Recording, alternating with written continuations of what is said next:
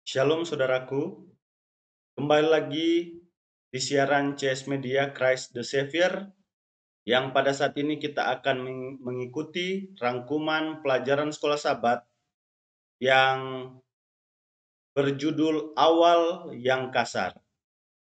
Mari kita ikuti satu persatu.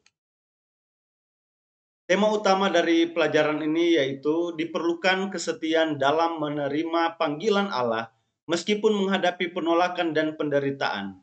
Dan memang kadangkala ketaatan kepada Tuhan justru membawa penderitaan di awal, tapi awal yang kasar bukan akhir cerita. Tuhan sedang membentuk karakter, memurnikan iman, dan menyiapkan kelepasan besar. Tuhan sering membawa umatnya ke dalam kesulitan agar mereka berseru kepadanya dan melihat tangannya yang berkuasa. Ada dua bagian penting yang kita akan ikuti pada pelajaran sekolah Sabat ini. Di bagian pertama permintaannya, biarkan umatku pergi dari hari Minggu sampai hari Rabu. Dan yang kedua, peran Musa dan Harun itu hari Kamis. Mari kita ikuti satu persatu. Yang bagian pertama permintaan, biarkan umatku pergi.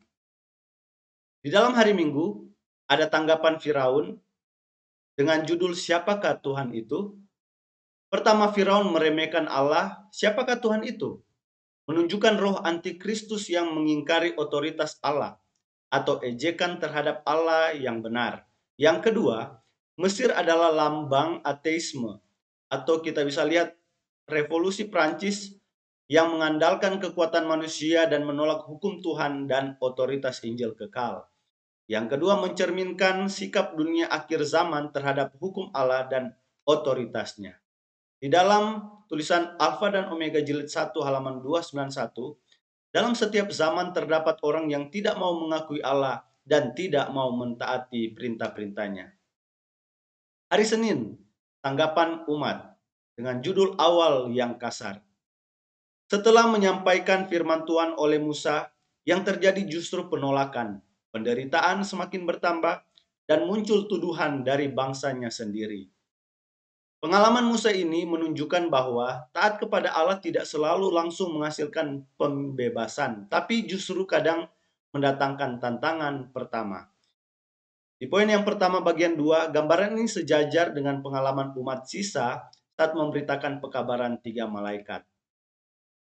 Yang kedua, Allah mengizinkan ujian awal yang keras untuk menguji dan memurnikan iman umatnya.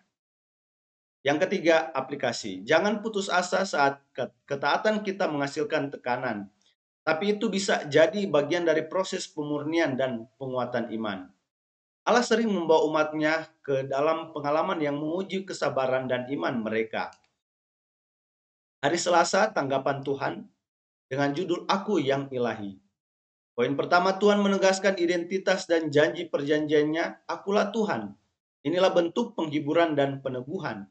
Poin yang kedua, Tuhan meneguhkan kembali janjinya kepada Musa bahwa dia akan membawa Israel keluar dan memberikan tanah perjanjian.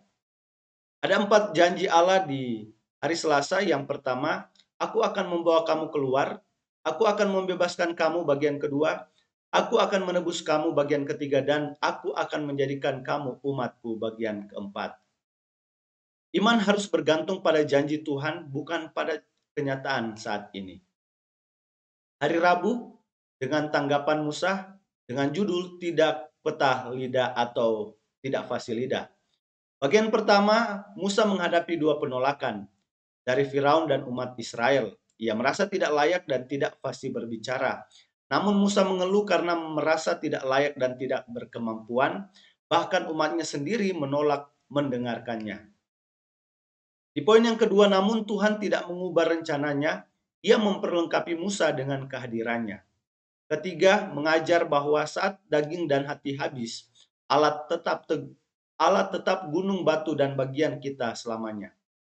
Tuhan tidak memanggil yang cakap, tetapi memperlengkapi orang yang Dia panggil, dalam kutipan Roh Nubuat.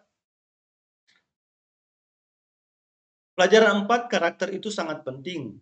Kenapa? Yang pertama, Tuhan memilih Musa bukan karena fasih lidah, tetapi karena kerendahan hati dan kesediaan untuk dibentuk oleh Tuhan. Yang kedua, umat menolak Musa karena kekecewaan dan beban perbudakan yang terlalu berat. Namun di dalam buku tulisan Roh Nubuat mengatakan rasa putus asa sering kali menutup telinga terhadap janji-janji Allah. Bagian kedua, yaitu hari Kamis, peran dari Musa dan Harun dengan judul seperti Allah bagi Firaun. Poin yang pertama, Musa menjadi seperti Allah bagi Firaun dan Harun menjadi juru bicara. Ini adalah struktur kenabian. Tuhan menetapkan struktur pelayanan, Musa sebagai wakil Allah, Harun sebagai penyampai pesan.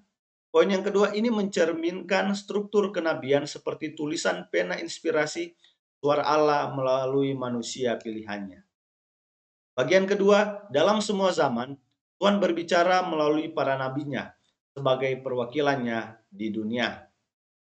Bagian yang ketiga, prinsip kepemimpinan Allah. Yang pertama, Tuhan tidak mengandalkan kemampuan manusia semata, tetapi memberikan struktur kenabian agar umat memiliki kejelasan otoritas firman-Nya. Yang kedua, Musa meski merasa tidak mampu, ditetapkan untuk berdiri dengan kuasa Allah. Sebagai kesimpulan, pertama, bahwa mengapa harus ada awal yang kasar?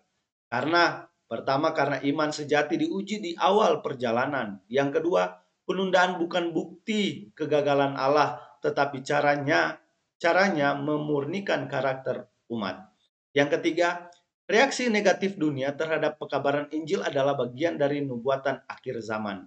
Yang keempat, setiap penderitaan akan diubah menjadi kemuliaan bagi Tuhan. Poin yang kedua, bahwa awal yang kasar bukanlah kegagalan, melainkan pijakan pertama dari misi besar. Musa harus belajar bahwa panggilan Tuhan selalu mengandung tantangan, tetapi juga kepastian bahwa Dia menyertai sampai tuntas. Di dalam 2 Korintus 12 ayat 9, cukuplah kasih karuniaku bagimu. Tuhan tidak memanggil orang yang cakap, tetapi Dia mencakapkan orang yang dipanggilnya. Demikianlah pelajaran sekolah sahabat kita pada pekan ini. Biarlah rangkuman pelajaran sekolah sahabat dapat diperhatikan dengan jelas, singkat, dan juga mudah dimengerti. Kiranya Tuhan memberkati kita semua. Shalom.